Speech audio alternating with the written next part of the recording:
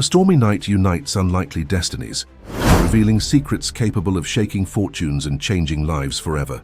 The rain pounded against the windows of the Parker Construction and Engineering building. Henry Parker adjusted his tie and took one last look at the plans spread across his desk.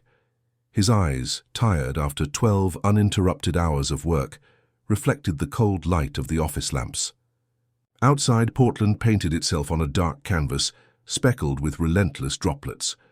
At 45, Henry carried on his face the marks of someone who had built an empire from scratch, but also of someone who had to relearn how to live after losing Helen, his wife, 8 years ago. Since then, his routine was always the same: exhausting work during the day and caring for Lauren, his 15-year-old daughter, in the few hours he had left. "Mr. Parker, do you need anything else before I leave?" asked Cynthia, his secretary, standing at the door with her bag already hanging from her shoulder. "No, Cynthia, thank you. I'll finish reviewing these documents and then head home too. The forecast says this rain will get worse tonight." Cynthia nodded and left, leaving Henry alone on the floor. One by one, the lights in the other offices went out, until only his remained lit, like a solitary lighthouse amid the intensifying storm. Half an hour later, Henry put the last papers in his folder, grabbed his jacket and turned off the computer. The building was silent, except for the distant sound of security guards on the ground floor. In the elevator, as he descended to the parking garage, he mentally reviewed the next day's schedule. Meeting with investors in the morning, lunch with, say, city councillor to discuss the new project in the Belmont district, and in the afternoon. The thought was interrupted when the elevator doors opened in the basement. Henry walked between rows of expensive cars, the echo of his footsteps reverberating on the concrete. His black Audi was parked in the reserved spot near the exit. As he approached, something caught his attention. Between his car and a concrete column, huddled as if trying to disappear into the shadows, was a woman. She was holding a small child, both soaked, visibly shivering.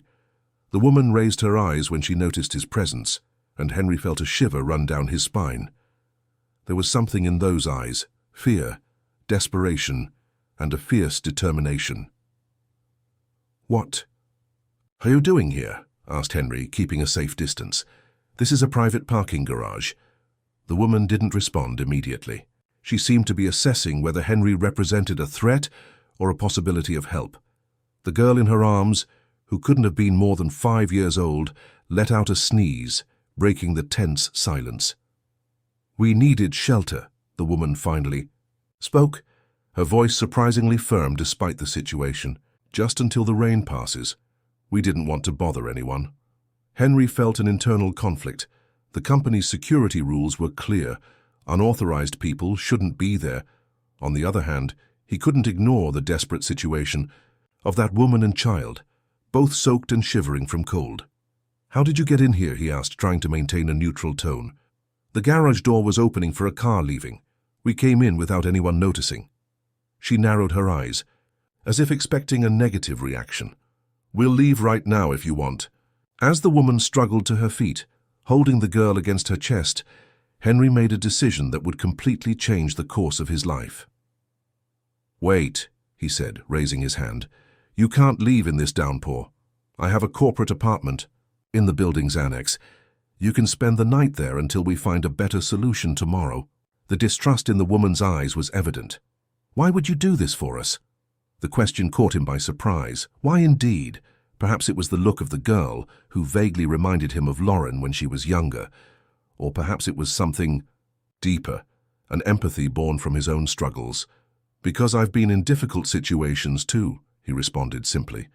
"My name is Henry Parker. And you are?" The woman hesitated, as if weighing the risks of revealing her identity. Finally, she answered, Isabel Duarte, and this is Lily." Henry noticed that the girl was watching him with large, curious eyes, despite the evident fatigue on her little face. "Come with me, please." On the short journey to the corporate apartment, Henry sent a message to Mrs. Conway, the housekeeper, who looked after his home and Lauren when he wasn't there. He asked her to prepare some clothes and basic items to deliver to the company apartment. The space, though small, was comfortable and well-equipped: 1 bedroom, living room, kitchenette, and bathroom. It was occasionally used to host visiting, Executives or for when Henry needed to spend the night working.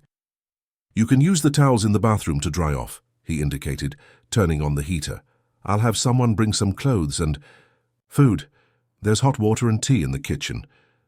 Isabel remained tense but nodded. Thank you, Mr. Parker. Henry, please, he gently corrected. I'll leave you to get comfortable. I'll be in the living room if you need anything. While Isabel took Lily for a bath, Henry discreetly observed the few belongings they had, a worn backpack and a small bag. Nothing that indicated a planned trip or a stable living situation. 40 minutes later, Mrs. Conway arrived with a suitcase containing clothes, food, and some toys that belonged to Lauren. The housekeeper gave Henry a curious look, but didn't ask questions, a discretion for which he was always grateful. When Isabel came out of the bedroom, Lily was already asleep in the bed. The woman had used one of the t-shirts and sweatpants that Mrs. Conway had brought. With her face washed and her dark hair still damp, she looked younger and more vulnerable. Lily fell asleep as soon as she lay down, she commented, accepting the cup of tea Henry offered. Thank you for all this.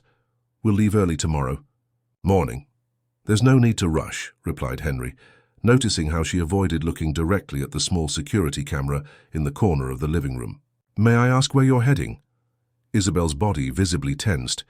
We're between places at the moment. The vague answer confirmed what Henry already suspected. They were running from something or someone. The situation called for caution, but something inside him, perhaps the memory of his own moments of helplessness after losing Helen, prevented him from simply ignoring this woman's desperation. I understand, he said, without pressing. The apartment is at your disposal for as long as you need. We can talk more tomorrow. Isabel raised her eyes, surprised by the offer. Why are you doing this? You don't know us. Let's just say I recognize when someone needs a safe harbor, replied Henry, remembering how difficult it was to protect Lauren from pain, while he himself struggled to stay on his feet. We all need help at some point. An understanding silence hung between them. Outside, the rain continued to fall over Portland, washing the streets and creating a liquid curtain that separated the small apartment from the rest of the world. For now, it was just a night of shelter during a storm. Neither of them could imagine how that casual encounter would forever transform their lives. If this story interested you, don't forget to subscribe to our channel and give a like. Tell us what city you're watching from. We continue. 3 days had passed since Henry had welcomed Isabel and Lily in the corporate apartment. What should have been just one night of shelter had turned into an indefinite stay, with Isabel always promising she would leave tomorrow, but always finding an excuse to stay a little longer. Henry didn't mind. There was something about the presence of those two that filled a void he didn't know existed. During the mornings, he followed his normal routine at the construction company. At night, he would stop by the annex apartment, often bringing Lauren, who quickly developed a special affection for Lily. That Thursday afternoon, Henry was finishing a meeting with key investors when Cynthia discreetly entered the conference room, handing him a note. Lauren is in the apartment with the visitors. She asked me to let you know she brought board games. Henry smiled, thanked her, and turned his attention back to the projector where Ryan Matthews, the financial director, was presenting the quarterly numbers. But his mind wandered to the apartment on the other side of the business complex. Any problem, Henry? Asked Ryan, noticing his distraction. No, none. Please continue. When the meeting ended, Henry crossed the corridor that connected the main building to the residential annex. Upon opening the apartment door, he came across a scene that made him smile. Lauren and Lily sitting on the rug, focused on a memory game, while Isabel organized some documents at the kitchen table. Dad! Exclaimed Lauren, rising to hug him. I brought my old games for Lily. She's very smart. The 5-year-old girl smiled shyly at Henry, her eyes shining with a joy that wasn't present when he found her in the parking garage. I hope we're not interrupting your daughter's studies, commented Isabel, approaching. She insisted on coming after school. Lauren has always owned her decisions, replied Henry, loosening his tie, just like her mother. A brief silence hung in the air at the mention of Helen. Isabel seemed to notice and change the subject. I organized some documents that were here on the table. I hope you don't mind. Henry approached and saw that she had not only organized but categorized and even prepared an index for the contracts he had left scattered the night before.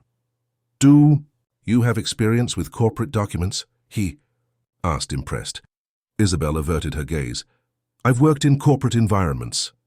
Before he could ask more, Henry's phone rang. It was Edward Vaughan, his lawyer and longtime friend.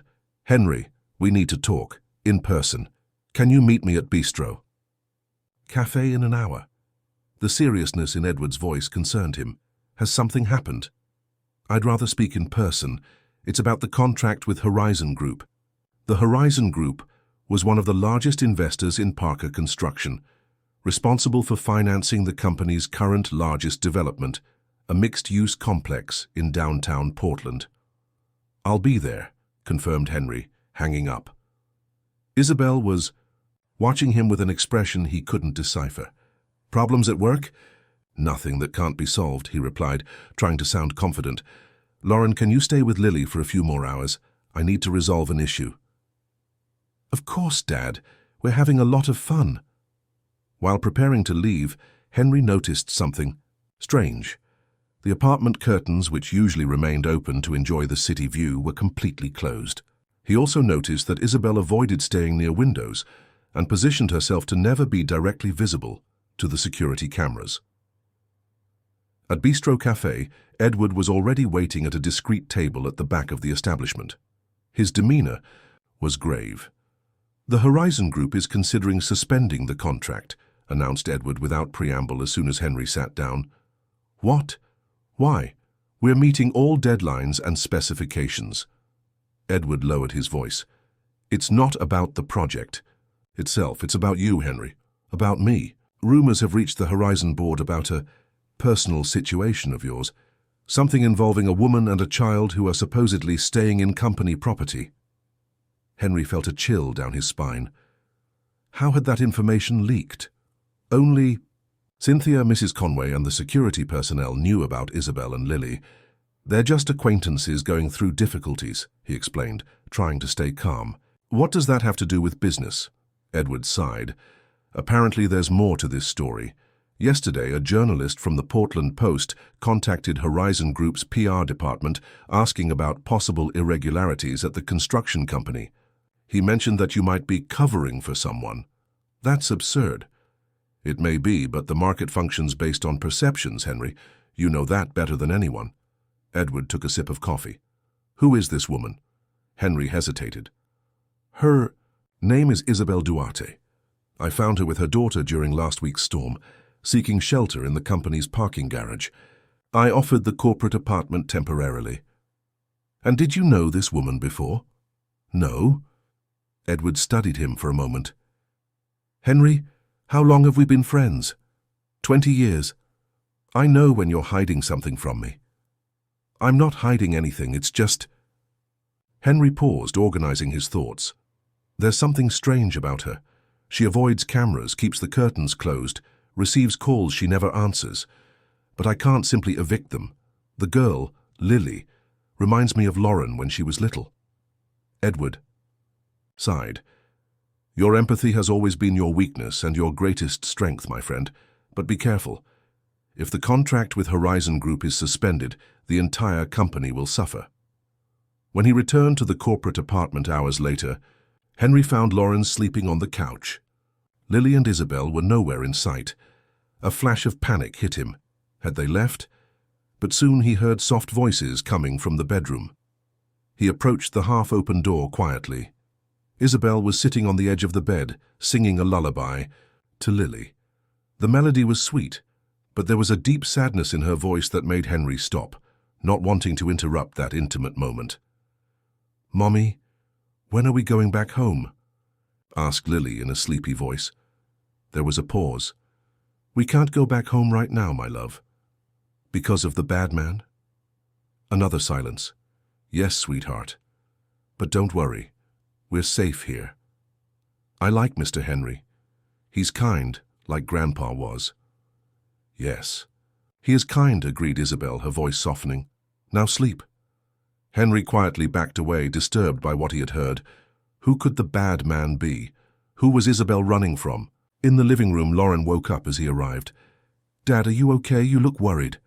"I'm fine, honey, just tired." He sat next to his daughter. "What do you think of Isabel and Lily?" Lauren smiled. "Lily is adorable, and Isabel is very intelligent. She helped me with my math homework today. She explained it better than my teacher." "Really?" Henry was increasingly curious about his mysterious guest's background. "Yes, and look what I found among the toys." Lauren extended her hand, showing a small silver medallion. "It fell from Lily's pocket when we were playing. It has initials engraved AMM. Henry examined the medallion. It was an old piece, crafted with delicate details, clearly valuable. The initials didn't correspond to the name Isabel Duarte or Lily. "Did you show this to Isabel?" Lauren shook her head. "Not yet. Lily fell asleep and I didn't have the chance." "Leave it with me," he said, putting the medallion in his pocket. "Shall we go home? It's getting late." While driving home with Lauren, Henry couldn't stop thinking about the medallion and the initials AMM. Who could this person be? And what was the connection to Isabel and Lily? The next day, upon arriving at the office, he found Cynthia waiting with a concerned expression. "Mr. Parker, Mr. Pierce from the administrative board is in your office. He seems irritated." August Pierce was the oldest member of the board and known for his conservative stance on company business. His unexpected presence could only mean trouble. "Henry," began August as soon as he entered the room, dispensing with formal greetings, "I'm here as a representative of the board. It has come to our attention that you are sheltering an unknown woman in company property, and this is beginning to affect our reputation in the market. With all due respect, August, my personal life shouldn't be a matter for the board. Normally, I would agree, but when your personal decisions threaten a $150 million contract, it becomes our business." The confrontation was just beginning, and Henry felt his loyalty was being tested. On one side, the interests of the company he had built with such effort. On the other, the safety of a woman and a child who, for some reason he still didn't fully understand, needed his protection. The meeting with August Pierce extended for almost 2 hours. The board member not only questioned Isabel's presence in the corporate apartment, but also presented newspaper clippings and screenshots from social media, where rumors about a mysterious woman seen on Parker construction premises were beginning to circulate. "You see, Henry," said August, adjusting his heavy-framed glasses, "I'm not questioning your generosity, but we need to consider the timing. The Belmont project is about to be approved by the City Council. We have international investors eyeing the expansion to the south, and now these rumors emerge." Henry remained firm, despite the pressure. "I understand your concern, August, but I can assure you that nothing irregular is happening. I'm simply helping a woman and a child in a vulnerable situation." "And who exactly is she?" insisted August. "What is her relationship with you?" "There's no prior relationship, as I've already explained. I found them during last week's storm, seeking shelter in the company's parking garage. It was a humanitarian gesture." August took a deep breath, visibly dissatisfied with the answer. "Henry, we built this company together. You, me, your father before he retired. We're pragmatic, and in the practical world, purely altruistic. Gestures with no personal benefit are rare." That insinuation irritated Henry. "Are you suggesting I have other interests?" "I'm suggesting that perhaps you don't know who you're really sheltering," replied August, sliding a yellow folder across the desk. "I had discreet research done." Henry reluctantly opened the folder. Inside was a black and white photograph, apparently extracted from some old publication. It showed a woman who looked very much like Isabel, though with different hair and formal makeup, next to a middle-aged man at a gala event.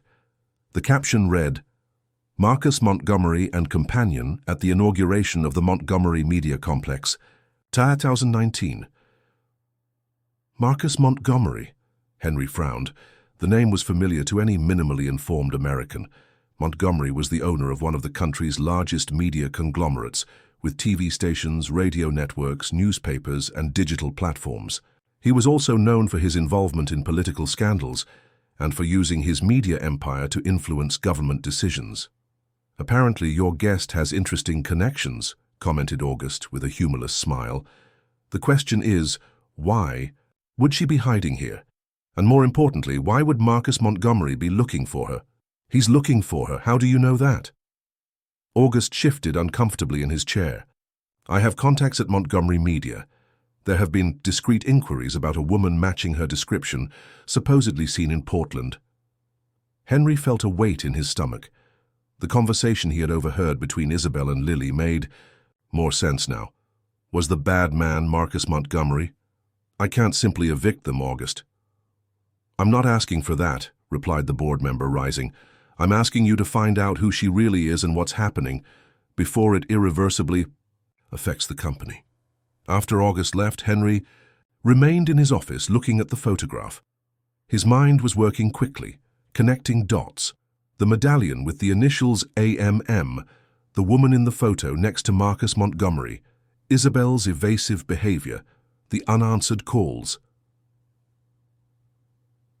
He was so absorbed that he didn't notice Cynthia entering the room. Mr. Parker, security just informed that a package arrived for the lady staying in the corporate apartment. A package? From whom? There's no sender, replied Cynthia. It's a small box wrapped in fine paper. It looks like a gift. Henry felt a chill. Have security hold the package. I'll check it personally. At the building's reception, the security guard handed him the small box. It was elegant, wrapped in pearly blue paper with a silver ribbon, clearly expensive and sophisticated. There was no card or any identification. Henry took the package with him to the corporate apartment. Upon arrival, he found Isabel sitting at the kitchen table, working on a laptop he had lent her. Lily was playing quietly in the bedroom, talking to a doll that Lauren had left for her. Hello, greeted Henry. This arrived for you. Isabel looked up, and her face instantly paled when she saw the box. Where did you get that? It was delivered to the reception. No sender. She rose abruptly, going to the window. We need to leave. Now. Isabel, please. Henry put the package on the table and approached. Who are you really? I know you're running from someone, and I have strong reasons to believe that someone is Marcus Montgomery. She froze, her eyes widening. How do you know that? Henry took the photograph from his pocket and showed it to her. A member of the company's board did some research on you. It's starting to affect business, Isabel. Or is that not your real name? She took the photo with trembling hands. Where did you get this? It doesn't matter. What matters is that I need to know the truth. If you want me to continue helping, you and Lily, you need to trust me. Isabel closed her eyes for a moment, as if making a difficult decision. My real name is Amanda. Amanda Morrison Miller. Amma, the initials on the medallion. She hesitated. I am Marcus Montgomery's wife. The revelation hit Henry like a punch. Wife? But in the newspapers, he always appears with another woman. Vanessa is the official wife for the public. Our marriage was kept secret for convenience. Amanda sat down, visibly shaken. Lily is his daughter, a daughter he never publicly acknowledged. Henry tried to absorb that information. Why are you running from him? Because I discovered things, Henry, things that could destroy him. She pointed to the laptop. It's all here. Documents, contracts, recordings, evidence that he manipulated bids, bribed public officials, used his companies to launder money of dubious origin. And why don't you turn this evidence over to the police? Amanda gave a bitter laugh. Do you really think the police can stand against the man who controls half the country's media, who has politicians, judges, and police chiefs in his pocket? Henry understood the dilemma. Montgomery was powerful enough to suppress almost any accusation, especially without concrete physical evidence. He found out that I knew, continued Amanda. He started monitoring me, controlling my movements. He said it was for my protection. I realized that Lily and I were becoming prisoners, so I grabbed what evidence I could and we fled. And the medallion? Asked Henry, taking it from his pocket. Lauren found it with Lily. Amanda took the medallion, her eyes teary. It was my grandmother's. I gave it to Lily as a protection charm. I didn't know she still had it. Why did you come to Portland? To Parker Construction specifically? She hesitated again. I didn't come to the construction company. Meeting you that night was a coincidence. I came to Portland because... She stopped, as if mentally reviewing what she should or shouldn't reveal, because there are documents here that can complement the evidence I already have. Henry felt there was still something she wasn't saying, but before he could insist, his phone rang. It was Lauren. Dad, there's a strange man at the school door. He was watching me and asked if I was your daughter. Henry's blood froze. Where are you now? In the office. The coordinator noticed I was uncomfortable and brought me inside. Stay. Exactly where you are. I'm coming to get you. He hung up and looked at Amanda. It seems Montgomery already knows where we are. He sent someone to watch my daughter. Amanda's face contorted in an expression of guilt and fear. This is my fault. I shouldn't have brought this danger to you. Now is not the time for that, said Henry, grabbing his car keys. I need to pick up Lauren. You two stay here and don't open the door for anyone. While driving to Lauren's school, Henry's mind worked frantically. How had Montgomery discovered where Amanda and Lily were, and why involve Lauren in this? The obvious answer was that he was using his daughter as a form of pressure. At ESA, the school, he found Lauren in the office with the coordinator, Ms. Reynolds, a stern-looking lady with a gentle gaze. Mr. Parker, good thing you arrived quickly, said Reynolds. Lauren told us about a man who approached her at the gate. He asked if I was Lauren Parker, reported his daughter, visibly shaken. When I confirmed, he smiled in a strange way and said he was a family friend. He asked if I had made any new friends recently, especially a small girl. Reynolds intervened. When I saw the situation, I approached immediately. The man said he was an acquaintance of the family who was just greeting Lauren, but his behavior seemed suspicious to me. You did very well, Ms. Reynolds, thanked Henry, hugging his daughter. I'll take her home now. On the way home, he partially explained the situation to Lauren. Lily and her mom are going through problems with Lily's father. He's a powerful man and not a very good one. Is that why they're hiding in the company apartment? Yes, honey, and now that man is trying to find them. Lauren processed the information with the maturity that always surprised Henry. We need to help them, Dad. Lily is scared even if she tries not to show it. When they arrived home, Henry called Amanda. Are you okay? Yes, she replied, her voice tense. Henry, I opened the package. It was a doll identical to the one Lily had at home, but with the face disfigured. It's a clear threat. Pack your things and Lily's, he instructed. I'll pick you up in an hour. You can't stay in the corporate apartment anymore. Where will we go? Henry hesitated for only a second. To my house. It's the only place where I can guarantee your safety now. As he hung up, Henry knew he was crossing a line. Bringing Amanda and Lily to his personal residence meant committing even more to that dangerous situation. But the alternative, abandoning them to their fate against a man with the power and resources of Marcus Montgomery, was simply unthinkable. He looked at Lauren, who was arranging a space in her room to receive Lily. His daughter, who had lost her mother so early, was now opening her heart and home to a child in danger, without hesitation. At that moment, Henry was certain that regardless of the risks, he was doing the right thing. What he still didn't know was how much his own life and past were intertwined with the drama now unfolding.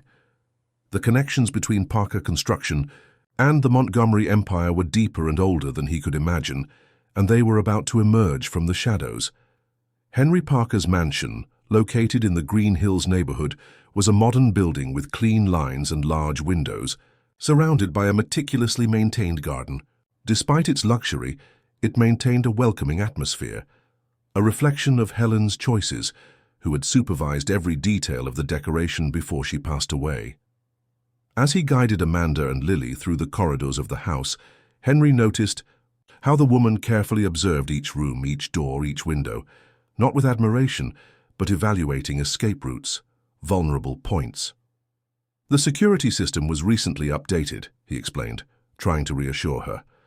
Cameras, motion sensors, direct communication with a monitoring center. You'll be safe here. No place is completely safe when Marcus is determined, replied Amanda in a low voice, so that Lily, walking a little ahead with Lauren, wouldn't hear. But I appreciate the effort. Mrs. Conway had already prepared the guest room according to Henry's instructions. The housekeeper, a 60-year-old woman from Tennessee who had worked for the family since Lauren was born, maintained an admirable discretion, although her curious eyes followed Amanda's movements. "I prepared something light for dinner," announced Mrs. Conway, "and I set aside some of Lauren's old clothes that might fit the little girl." "Thank you," Amanda said with a timid smile. After the children went to bed, Henry and Amanda sat on the veranda that overlooked the garden. The night was clear, with an almost full moon illuminating the carefully pruned trees and shrubs. "I need to better understand what we're facing," said Henry, serving a glass of wine for Amanda and another for himself. "You mentioned documents. That compromised Montgomery. What documents are those?" Amanda hesitated, twirling the glass between her fingers. "There are records of financial transfers between shell companies linked to the Montgomery Group and offshore accounts. Recorded. Conversations with politicians negotiating favors in exchange for favorable coverage in his media outlets. Inflated advertising, contracts with public agencies. And where is this evidence now? Some is safe, kept with trusted people. Others—" she took a sip of wine. "Others are on a flash drive I keep with me. But important pieces are still missing. The ones you came to look for in Portland." She nodded. "Marcus has a secret office here where he keeps sensitive documents, a place very few people know about." "Why Portland? The center of his business is in New York." "Precisely because of that, he keeps his most delicate operations away from the public eye." Henry sensed there was more to the story than Amanda was willing to reveal, but decided not to press, at least for now. "And how do you plan to access this office? If it's as secret as you say, it must be well protected." Amanda lowered her eyes. "I have a plan, but the less you know, the safer you'll be." "That's not fair, Amanda. I'm risking my company, my reputation, and my daughter's safety to help you. I deserve to know what I'm getting into." She sighed, acknowledging the fairness of his argument. "There's a person who worked for Marcus and knows the location, someone he recently fired and who is willing to help, out of revenge." "And you? Trust this person?" "Trust is a strong word," she replied with a bitter smile. "Let's say our interests are temporarily aligned." The conversation was interrupted by Henry's phone. It was Ryan Matthews, the financial director. "Henry, we have a problem. I just received an email from the city planning department. They're suspending the review of the Belmont project, citing irregularities in the documentation." "What irregularities?" "The documentation was reviewed 3 times before being submitted." "They didn't specify. They just said they would contact us in the coming days with clarifications." "Henry, this has the feel of political pressure." After hanging up, Henry found Amanda watching him intently. "Problems?" she asked.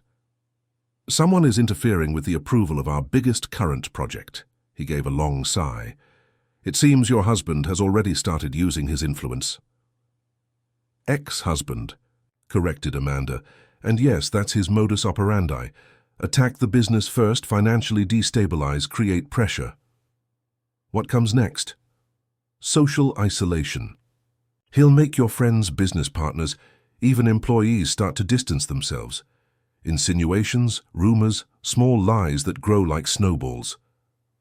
Henry felt the tension growing in his chest.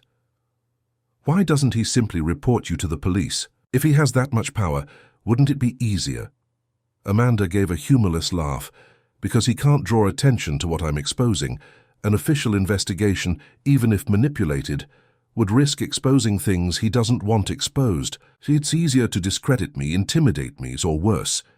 The implication hung in the air like a dark cloud. Henry stood up, restless. "You said you have a flash drive with evidence. May I see it?" Amanda seemed reluctant, but after a moment of hesitation, she went to the bedroom and returned with a small silver device. "Some files are encrypted," she explained, handing over the flash drive. "But there's plenty of accessible material." Henry connected the device to his laptop. The folders were organized by date, each containing subfolders with names of companies, politicians, and specific transactions. He opened a random audio file. Marcus. Montgomery's voice was unmistakable, deep, articulate, with that slight New York accent he had never completely lost. He was negotiating with someone, a politician apparently, about how to cover up a corruption scandal in exchange for favoritism in an advertising bid. This is...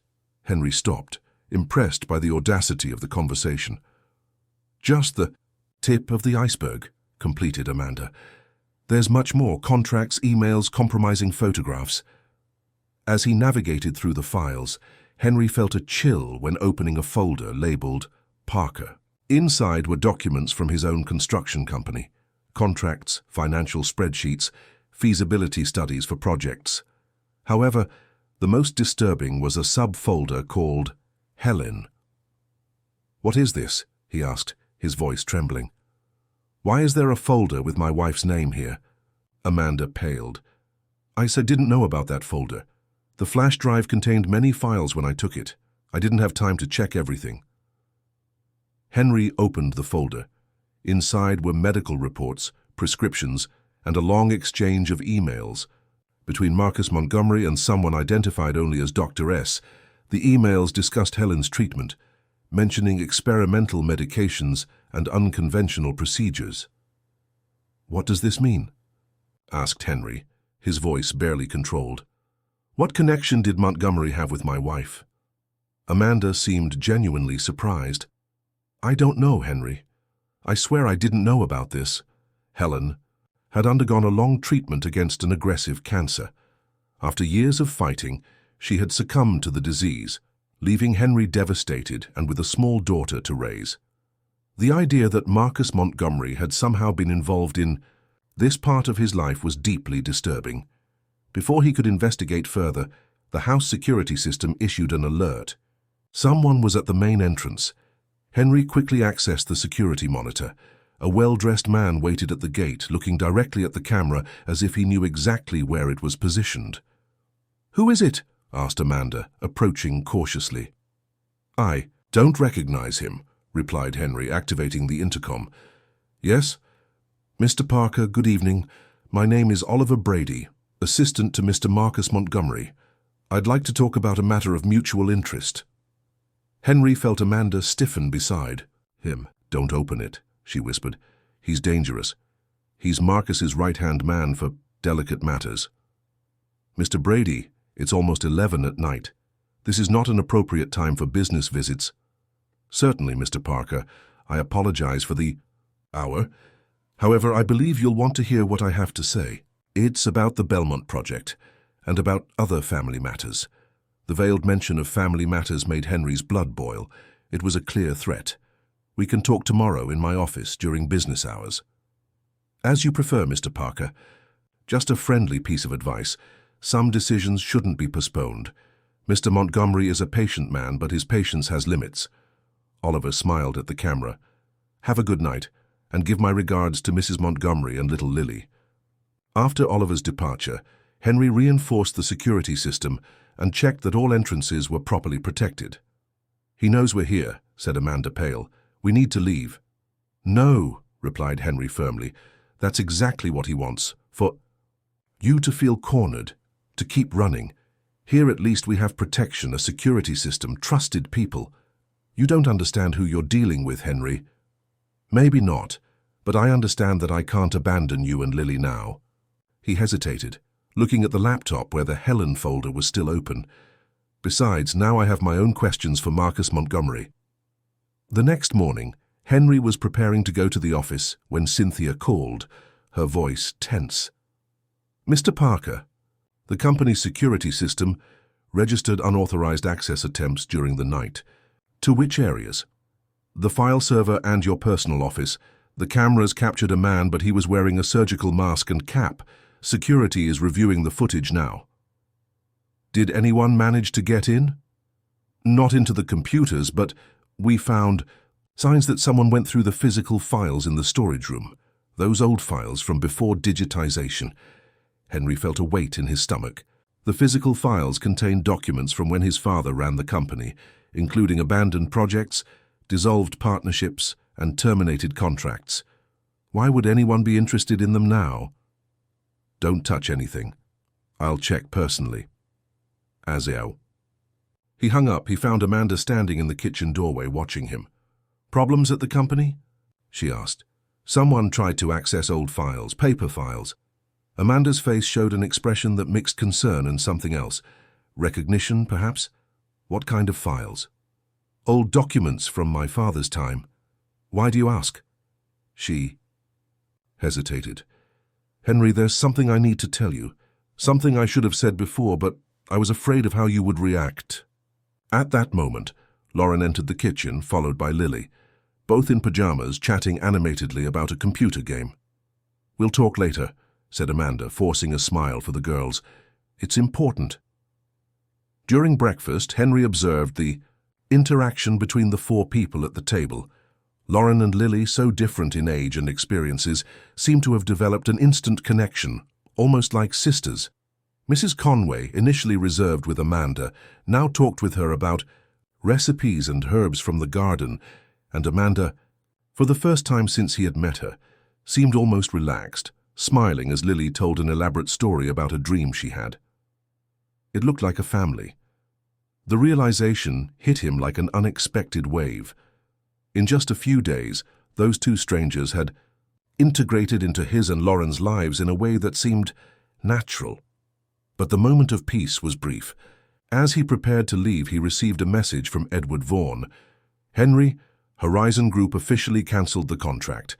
They're citing ethical concerns with the current administration. We need to talk urgently. In the entrance hall, Amanda was waiting for him. I'm coming with you. To the construction company? I don't think it's safe. Not to the construction company. To the place where my contact is waiting. The person who can take us to Marcus's secret office. Henry hesitated. And the girls? Lauren has school, and Lily can stay with Mrs. Conway. The house has security, and Montgomery wouldn't risk such a direct approach, yet. Why now? What's changed? Amanda took a deep breath. Because now Marcus knows exactly where we are, and because those old files someone tried to access at your company, they contain the key to understanding why our lives are intertwined, Henry, why your name was in Marcus's documents, and perhaps, she hesitated, perhaps even why he was interested in your wife's treatment. That mention made Henry feel as if the ground had disappeared beneath his feet. The mystery was getting deeper, more personal. It wasn't just about protecting Amanda and Lily. It was about discovering the truth about his own past, about Helen, about connections he had never imagined existed. Let's go, he decided, grabbing his car keys. But first, I need to stop. By the construction company. There's something in the old files I need to check. Amanda nodded, her face showing both relief and apprehension. We have little time, Henry. The noose is tightening. As they left, neither of them noticed the black car discreetly parked across the street, nor the man who was on the phone, reporting every movement from the Parker house. If this story interested you, don't forget to subscribe to our channel. And give a like. Tell us what city you're watching from. We continue. The morning traffic in Portland was particularly heavy that day. While driving toward Parker Construction, Henry remained alert to the rearview mirrors, checking if they were being followed. That black car, alerted Amanda, looking through the side mirror. It's the third time I've seen it making the same turns as us. Henry nodded, tense. Let's take a detour. He abruptly turned right, entering a narrow street in the Richmond district, then made two more quick turns before pulling into the parking lot of a shopping mall that was still closed. The black car drove straight past the entrance, continuing on its way. Maybe it was just going in the same direction, commented Henry, though he didn't really believe that. Or maybe there are other vehicles monitoring us, replied Amanda, her gaze sweeping the empty parking lot. Marcus never puts all his eggs in one basket. After waiting a few minutes, they resumed their journey to the construction company, this time by an alternative route. The mirrored building of Parker Construction and Engineering reflected the grey autumn sky, giving the building an almost ghostly appearance. "Wait here," instructed Henry when they reached the underground parking garage. "I'll check the files and be back in 15 minutes. "No," replied Amanda firmly. "We need to stay together. Besides, I can help identify what we're looking for." Henry hesitated but agreed. They used the service entrance and freight elevators to avoid being seen by as many employees as possible. Even so, some curious glances followed them as they headed to the basement where the company's dead files were kept. The storage room was a large space with metal shelves that went from floor to ceiling, filled with labeled boxes.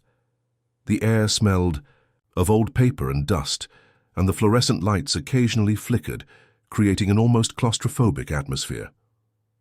"What exactly are we looking for?" asked Henry, observing the hundreds of boxes. "Anything related to the Montgomery Group?" "Between 2008 and 2012, replied Amanda. "Projects, contracts, especially if there's mention of a subsidiary called Spring Ventures." Henry frowned. Spring Ventures?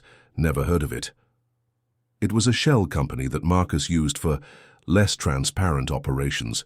It was dissolved in 2013 after serving its purpose. They began the search methodically, each in a different aisle.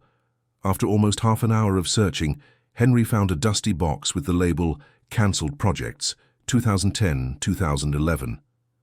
Inside, among several folders, was one with the name Spring Horizon Confidential. "Amanda," he called, his voice echoing in the silent storage room. "I found something." She approached quickly. Together they opened the folder. It contained a preliminary contract between Parker Construction, then directed by Henry's father, Spring Ventures, and the Horizon Group for a real estate project in the metropolitan area of Portland. The strangest thing was that the contract had been signed but then cancelled with a handwritten note. "Terminated by unanimous decision. Matter definitively closed." "This is strange," commented Henry. "My father never mentioned this project, and he used to tell me about all the important business dealings of the company." Amanda examined the documents carefully. "There's more here. Look at these clauses." She pointed to a section of the contract. They mention special environmental containment measures and reserved security protocols. This is coded language that Marcus used for projects involving irregularities. Henry felt a tightness in his chest. His father had always been a man of integrity, respected in the market precisely for his unwavering ethics. The idea that he might have been involved in something irregular was hard to accept. Continuing to investigate the box, they found correspondence between William Parker, Henry's father, and Marcus Montgomery. The tone of the letters was initially cordial, then gradually more tense. The last letter, dated January 2011, was short and direct. "Mr. Montgomery, as discussed in our last meeting, I cannot and will not proceed with the project under the proposed terms. The suggested alterations compromise not only the safety of the construction, but also the ethical principles by which I have always conducted my business. The contract is officially terminated. Any attempt at pressure will result in immediate legal measures, regardless of the consequences for my company. William Parker." "My father broke ties with Montgomery," murmured Henry, feeling a mixture of pride and apprehension. "But that doesn't explain why my name and Helen's appeared in his files." "There's more," said Amanda, removing a thin envelope hidden in a fold of the folder. Inside were photographs of a meeting. In one of them, William Parker appeared alongside Marcus Montgomery and a third man, whom Henry immediately recognized. "Dr. Sullivan," he whispered. "He was the oncologist who treated Helen." Amanda took the photo, studying it carefully. "Dr. S," she murmured, making the connection with the emails they had found on the flash drive. "Henry, I think we're beginning to understand the bigger picture." Before they could discuss further, they heard footsteps approaching. Quickly, Henry tucked the documents into his briefcase, and they both hid behind a shelf. Through the gap between the boxes, they saw two security guards entering the storage room. "Are you sure you heard something?" asked one of them. "Absolutely, it sounded like a conversation," replied the other, moving slowly between the shelves. "And according to the head of security, no one should be here today. He isolated the area for investigation. The guards were advancing in their direction. Henry made a silent gesture to Amanda, indicating a side exit that led to the maintenance area. Moving carefully, they managed to escape without being seen. In the car, Henry drove in silence for a few minutes, trying to process what they had discovered. "I think your father refused to participate in one of Marcus's corrupt schemes," Amanda finally said. "That would explain why Parker Construction was in his files, but it still doesn't explain the connection to Helen." "Maybe it does," replied Henry slowly, the pieces fitting together in his mind. Helen was diagnosed in 2012, a year after this breakup. Initially, the doctors gave her a reasonably good prognosis, but then, suddenly, her condition worsened dramatically. Conventional treatments stopped working, and that's when Dr. Sullivan suggested experimental protocols. "You think Montgomery interfered with her treatment as revenge against your father?" The idea was so monstrous that Henry could barely articulate the words. "I don't know, but I need to find out." "The contact I mentioned might have more answers," said Amanda. "He worked for Marcus for years, including during this period." They headed to the meeting point, an old warehouse converted into an art gallery in the Pearl District. The space was almost empty at that hour of the morning, with only a few employees preparing the installations for opening. In the gallery's cafe, a middle-aged man waited, absently stirring a cup of coffee. His face had a thin scar that cut across his left eyebrow, giving him a slightly threatening appearance. "Charlie," greeted Amanda in a low voice, sitting at the table. "This is Henry Parker."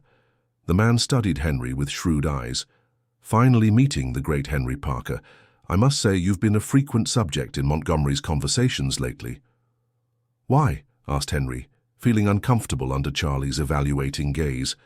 "Because you're protecting the only person who can destroy him," replied Charlie with a humorless smile. "And because, apparently, there's an old story between the Parker family and Marcus." "What do you know about this?" Charlie took a sip of coffee before answering. "I worked for Montgomery for 15 years. I started as security and ended as, let's say, a problem solver. There's not much that happens in that empire that I don't know about." "Including what happened with my father? And with my wife?" The man shot a quick glance at Amanda. "Does he know?" "We're discovering the pieces bit by bit," she replied, "but we still don't have the complete picture." Charlie sighed. "Your father, William Parker, was one of the few men that Marcus couldn't corrupt or intimidate. When he discovered the true purpose of the Spring Project, which wasn't just a real estate development, but included money laundering schemes, he not only withdrew but threatened to expose everything." "And Montgomery allowed that?" asked Henry, incredulous. "Not exactly. He tried to pressure your father in various ways. When nothing worked, he changed tactics. Instead of attacking William directly, he decided to hit him indirectly." "Through to my wife," concluded Henry, feeling a knot in his stomach. Charlie nodded.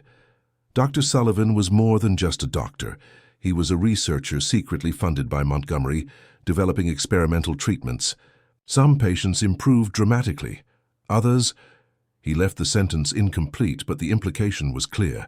Henry felt as if the air had been sucked from his lungs. "Are you saying Montgomery deliberately—" He couldn't complete the phrase. "I can't prove that," replied Charlie carefully. "But the timing is suspicious, isn't it? Helen gets sick right after the confrontation between William and Marcus. Her treatment is entrusted to a doctor linked to Montgomery. And when William finally yields and agrees not to talk about the Spring Project, miraculously new promising treatments for Helen emerge. That didn't work," completed Henry, his voice almost a whisper. "Maybe they were never meant to work," suggested Charlie. "Maybe the goal was just to prolong the suffering, to give hope only to take it away. Marcus is meticulous in his revenge." Henry felt a wave of nausea. The idea that Helen had been used as a pawn in a revenge game was unbearable, and even more unbearable was thinking that his father had been silenced through his daughter-in-law's suffering. "Why did my father never tell me about this?" "Probably to protect you," replied Amanda softly. "And because he had signed confidentiality agreements, Marcus is an expert at creating legal traps." Charlie agreed. And now, years later, history repeats itself. But this time, with you protecting Amanda and her daughter. Our daughter, corrected Amanda. Lily is Marcus's daughter, legally and biologically. What will Montgomery do now? Asked Henry. He's already attacking my company, pressuring investors, blocking projects. That's just the beginning, replied Charlie grimly. He's testing your limits, seeing how far you'll resist. Soon the pressure will increase. People close to you will start to distance themselves. Seemingly unrelated legal problems will arise. Your credibility will be systematically undermined. Unless I hand over Amanda and Lily. Precisely. Heavy silence fell over the table. Outside, the rain was beginning to fall again, gently hitting the gallery's windows. You mentioned a secret office, said Henry finally, where Montgomery keeps compromising documents. Charlie smiled. Ah yes, the famous archive. Very few people know of its existence, and even fewer know its location. But you know. I know, and I can take you there, but I need to be clear. Once we enter, there's no turning back. Montgomery will know it was me who revealed the location, and he'll come after me with everything he's got. Why would you help us running such a risk? Asked Henry, suspicious. Charlie's smile disappeared, replaced by a hard expression. Because Marcus Montgomery destroyed my life when he no longer needed me. Took my job, my reputation, even my family. He unconsciously touched the scar on his face. Some debts need to be paid. Amanda placed her hand on Charlie's in a gesture of understanding. It was evident that there was a history between them, perhaps even a deeper connection than Amanda had revealed. When can we go to the archive? She asked. Tonight, replied Charlie. Security is reduced on Wednesdays. Montgomery has a charity dinner in New York, which means his attention will be divided. When they left the gallery, the rain had intensified. Henry offered Charlie a ride, but he declined. Better not to be seen together for too long. I'll meet you at 9 in the parking lot of Riverside Park. On the way back home, Henry and Amanda remained silent, each lost in their own thoughts.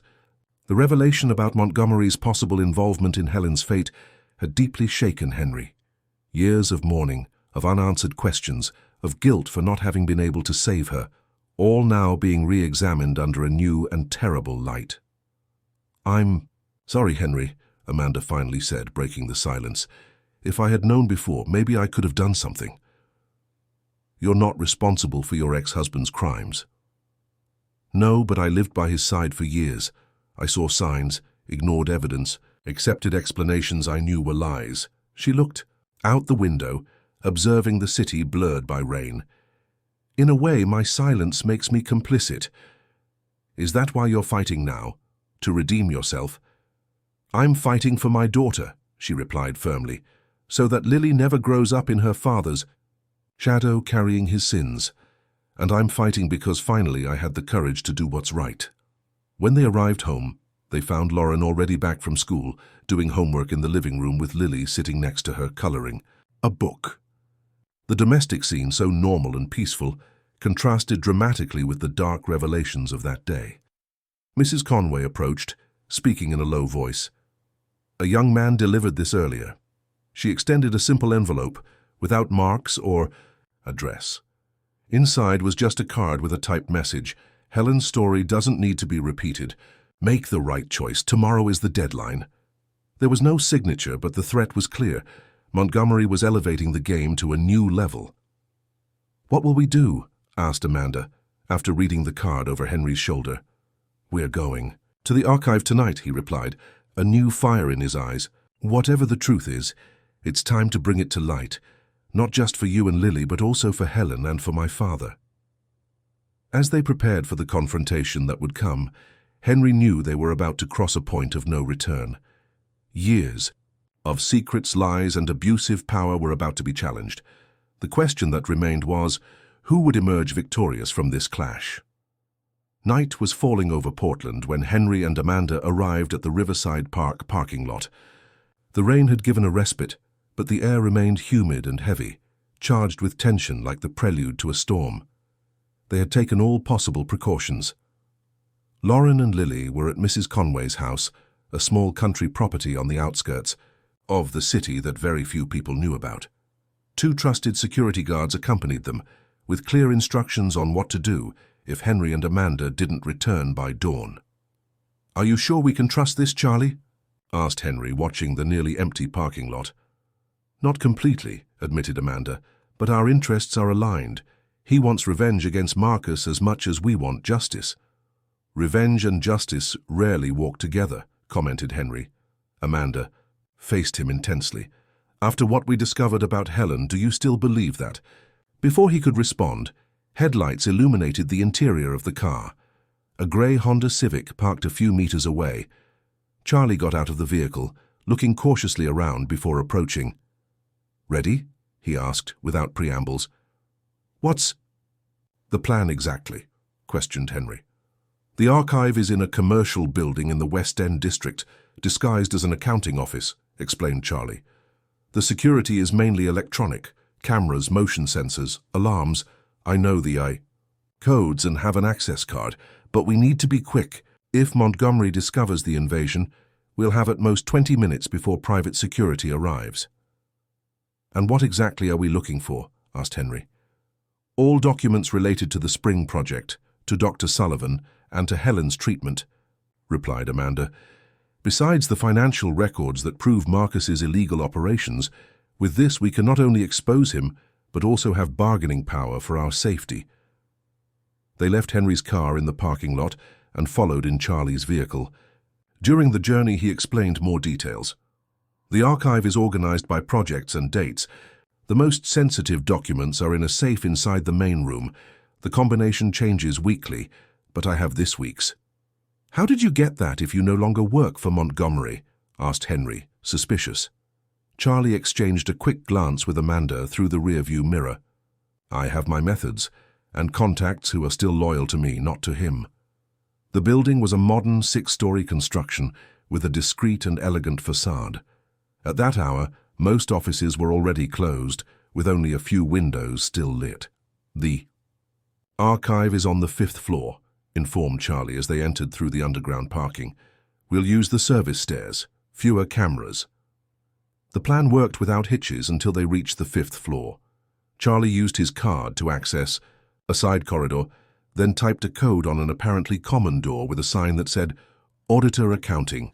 The door opened to a standard office with desks, computers, and bookshelves. It looked perfectly normal, except for the fact that there were no signs of real use, no paper out of place, no forgotten pen, no coffee mug. "It's all a facade," explained Charlie, heading to a particular bookshelf. "The real archive is behind this." He pressed a specific sequence of books, and the bookshelf silently slid to the side, revealing a steel door with an electronic panel. "Impressive," murmured Henry. "Seems like something out of a movie." "Marcus always had a taste for the dramatic," commented Amanda dryly. Charlie typed another code, and the door opened with a soft click. Inside was a large room with walls covered in metal files. In the center, a large desk with a state-of-the-art computer, and at the back, a safe embedded in the wall. "We have 15 minutes, warned Charlie. "After that, the system automatically registers our presence and sends an alert." They quickly divided the tasks. Charlie went straight to the safe. Amanda began to search the physical files, and Henry turned on the computer using the password Charlie provided. The system was surprisingly organized. Henry quickly found a digital folder labeled Parker Spring. Inside were subfolders with dates, names, and locations. One of them immediately caught his attention. Helen Parker, Experimental Protocol. With a racing heart, he opened the folder. A flood of documents appeared on the screen. Medical reports, test results, prescriptions, email exchanges between Dr. Sullivan and Marcus Montgomery. In one of them, dated a few weeks after Helen's initial diagnosis, Montgomery wrote, "Sullivan, the FIWA situation has evolved as planned. William Parker has made contact, willing to reassess his position on the Spring Project. Maintain the current treatment for 2 more weeks before introducing the alternative protocol. We need to ensure he fully understands the consequences of his choices. Meme." The doctor's response was equally disturbing. "Understood. The clinical Picture allows this approach without raising suspicions. The alternative protocol is ready for implementation when authorized. Dr. S. Henry felt a wave of nausea and anger. There it was, in black and white, the confirmation of his worst suspicions. Helen had been used as an instrument of blackmail against her father-in-law. Her treatment had been deliberately manipulated as a form of pressure. "Henry," called Amanda, her voice urgent, "I found something." She was holding a folder with the Spring Ventures logo. Inside was a contract signed by William Parker, not the original real estate project contract, but a confidentiality agreement dated 3 months after Helen's diagnosis. "Your father agreed to silence himself," explained Amanda softly. "In exchange, Helen would receive access to a promising experimental treatment, a treatment that was never intended to work," completed Henry, his voice choked with emotion. "I found the final correspondence," said Charlie, approaching with another document. "It's a letter from William to Montgomery, written a few days after Helen's passing." The letter was brief but devastating. "Montgomery, it is done. You've won. You've taken everything from me, my integrity, my peace, and now the light of my son's life. I fulfilled my part of the agreement to the end, even knowing you never intended to fulfill yours. Know, however, that I've left a detailed record of everything. If anything happens to me or my son, this information will come to light. This is my only protection now. We will not meet again in this life. William Parker." "My father knew," murmured Henry. "All this time he knew what Montgomery had done." "And he protected you from the truth," added Amanda softly, "to spare you from more pain, and perhaps to protect you from the guilt he himself carried." I sigh. Painful understanding took hold of Henry. His father had abruptly retired after Helen's passing, distancing himself from everything and everyone. At the time, Henry had attributed this to grief and age. Now he understood the real weight that William carried, the knowledge that his ethical stance, though admirable, had cost his daughter-in-law's life. "We need to take all of this," said Henry, inserting a flash drive into the computer. "Not just the evidence against Montgomery, but also the truth about Helen. It's the least we owe to her memory." While they copied the files, Charlie continued searching the safe. "There's more here," he announced. "Recent documents about the current operation of Parker Construction." Henry examined the papers. They were detailed analyses of the company's current projects, vulnerable points, names of investors who could be pressured, politicians who could block approvals. "He was planning to completely destabilize your company," explained Charlie. "Not just to force you to hand over Amanda and Lily, but as a way to complete the revenge against the Parker family." "And he would have succeeded," admitted Henry. "We've already lost the contract with Horizon Group, and the Belmont project is blocked at City Hall." Amanda put her hand on his shoulder. "Now we have the evidence. We can reverse this."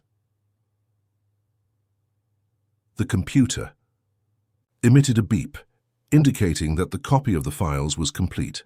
Henry removed the flash drive and carefully stored it. "We need to go," warned Charlie, checking his watch. "The time is—" His phrase was interrupted by the distant sound of the elevator arriving on the floor. The three froze, exchanging alarmed looks. "Someone's coming," whispered Charlie. "Quick, through the emergency exit." They ran to a discreet door at the back of the room which gave access to a narrow corridor. Charlie led the way, followed by Amanda and Henry. They were almost reaching the stairs when they heard voices approaching, not just from the front but also from behind. "We're surrounded," murmured Charlie, his face tense. Henry thought quickly. "Is there another way out?" "There's a maintenance passage that leads to the neighboring building," replied Charlie. "This way." They followed a side corridor, then went down a metal staircase until they reached a service door. Charlie pushed it, but it was locked. "Damn," he exclaimed, trying to force the lock. "Let me try," said Henry, examining the door. It was an old model with a simple lock. He took a credit card from his pocket and inserted it between the door and the frame, manipulating it until he heard a click. "Where did you learn that?" asked Amanda, surprised. "Engineering school," he replied with a slight smile. "We didn't always have the keys to the lab." The door opened to a dimly lit maintenance tunnel. They advanced quickly, hearing distant footsteps behind them. Finally, they reached another door that led to the parking garage of the neighboring building. "My car is 2 blocks from here," said Charlie. "If we split up—" "No," interrupted Henry. "We stay together." They managed to reach the vehicle without being seen and departed quickly. During the journey, they remained silent, each processing what they had discovered and what it meant. When they reached a safe point, Charlie parked on a quiet street. "What will you do now?" he asked. "Montgomery will know we invaded the archive. He'll come with everything." "We'll use the evidence," replied Henry, "not just to protect ourselves, but to expose him once and for all." "The media is in his pocket," reminded Charlie. "And he has politicians, judges." "But he doesn't have everyone," intervened Amanda. "There are still independent journalists, honest prosecutors. With such compelling evidence, someone will have the courage to act." "And what about you?" asked Charlie, looking at Amanda. "Even if you manage to expose Montgomery, the process will be long. You'll need to protect yourselves in the meantime." "I have a plan," said Henry. "But first, we need to pick up the girls and return home. Early tomorrow, we start to act." When they arrived at Mrs. Conway's country house, they found Lauren and Lily sleeping peacefully, oblivious to the dangers and revelations of that night. Observing them, Henry felt a renewed determination. These children deserved a future without shadows, without threats, without the sins of their parents weighing on their shoulders. The next morning, Henry woke up early and made 3 crucial calls: to Edward Vaughan, his lawyer and friend, to August Pierce, the board member who had initially raised suspicions about Amanda, and to Cynthia, asking her to convene an emergency meeting of the administrative board. Meanwhile, Amanda organized the documents they had collected, preparing a complete dossier that included not only Montgomery's illegal operations, but also the manipulation of Helen's treatment and the blackmail against William Parker. At 9 o'clock, they were all gathered in the conference room of Parker Construction. The complete administrative board, Edward with his legal team, and even Charlie, who had decided to testify personally. "Ladies and gentlemen," began Henry, his voice firm despite the almost sleepless night. "I called this meeting to reveal the truth about the crisis our company is facing. This is not just about business, but a personal vendetta that began more than a decade ago." During the next hour, Henry and Amanda presented the evidence they had collected. The shock was visible on the faces of those present as the story unfolded. William Parker's ethical refusal, Montgomery's cruel retaliation, the manipulation of Helen's treatment, and now the repetition of the pattern with Henry. "Marcus Montgomery is not just attacking our company," concluded Henry. "He's completing a revenge that began with my father and that cost my wife's life." A heavy silence fell over the room. It was August Pierce who spoke first, his voice choked with emotion. "I knew William for 40 years. I always admired his integrity, but I never knew what he sacrificed to maintain it." The board member looked directly at Henry. "I apologize for having doubted your motives for protecting Amanda and Lily. Now I understand you were just following your father's example, doing what's right, regardless of the personal cost." Edward Vaughan took the floor next. "From a legal standpoint, we have sufficient evidence not only to sue Montgomery for various crimes, but also to nullify any action he has taken against Parker Construction. I can immediately contact trusted prosecutors." "It won't be easy," warned Charlie. "Montgomery still has power, connections. He'll fight with all weapons." "Let him fight," replied Henry, his determination evident. "My father faced this battle alone, carrying the weight of a terrible secret to protect me. I won't repeat that mistake. We'll face Montgomery together, openly, with the truth as our main weapon." That same afternoon, while the legal team prepared the legal actions, Henry received an unexpected call. It was Oliver Brady, Montgomery's assistant who had visited his house days before. "Mr. Parker," he said, his tone surprisingly respectful. "Mr. Montgomery requests a meeting, just the 2 of you on neutral ground." "For what?" asked Henry, skeptical. "To offer another manipulative deal, or to threaten directly this time?" "To negotiate," replied Oliver. "He is aware that you accessed the archive. and he knows what that means. Henry consulted Amanda, who had heard the conversation on speakerphone. "It's a trap," she warned. "He wants to lure you somewhere where he can pressure you without witnesses." "Or maybe he's really willing to negotiate," pondered Henry. "Now that we have the evidence, he knows his position is no longer one of absolute strength." After a long discussion, Henry accepted the meeting, but with his own conditions. It would be in a busy restaurant in downtown Portland. He wouldn't go alone, and the entire conversation would be recorded. To his surprise, Montgomery accepted the terms. The meeting was set for that night. Henry arrived accompanied by Edward and Charlie, while Amanda remained at the mansion with the children, protected by security guards. Marcus Montgomery was exactly as he appeared in photos and reports. Tall, elegantly dressed, with perfectly groomed grey hair and a smile that didn't reach his cold eyes. At his side, only Oliver remained standing, discreet as a shadow. "Henry Parker," greeted Montgomery, extending his hand. "We finally meet formally. I must say your persistence is admirable. Your father would be proud." Henry ignored the extended hand and the comment about his father. "Let's get straight to the point, Montgomery. What do you want?" "Civility to start," replied the magnate, his smile slightly diminishing. "But I understand your hostility considering the circumstances." They sat at a reserved table, still in view of other customers, but with enough privacy for the conversation. "I know what you found in the archive," began Montgomery, his tone surprisingly direct. "And I imagine what you intend to do with that information." "Justice," replied Henry simply. "For Helen, for my father, for Amanda and Lily." Montgomery leaned slightly forward. "Justice is a noble concept, but rarely practical. What you call justice can easily transform into mutual destruction that will benefit no one. Not you, not me, not even the girl." "Are you threatening your own daughter?" asked Henry, incredulous. "I'm being realistic," corrected Montgomery. "Her public battle with accusations from both sides, dragging on for years in the courts. Think about the impact on Lily, on Lauren, on your companies and employees." Henry remained firm. "Unlike what you think, we're not here for revenge. We just want you to disappear from Amanda and Lily's lives, to leave my company in peace, and to be held accountable for what you did to Helen." "I can agree to the first 2 points," replied Montgomery calmly. "Amanda can maintain custody of Lily without my interference. Your company will be immediately freed from any blockage or pressure. The Horizon Group will renew the contract on even more favorable terms." "And what about Helen?" Montgomery hesitated for the first time.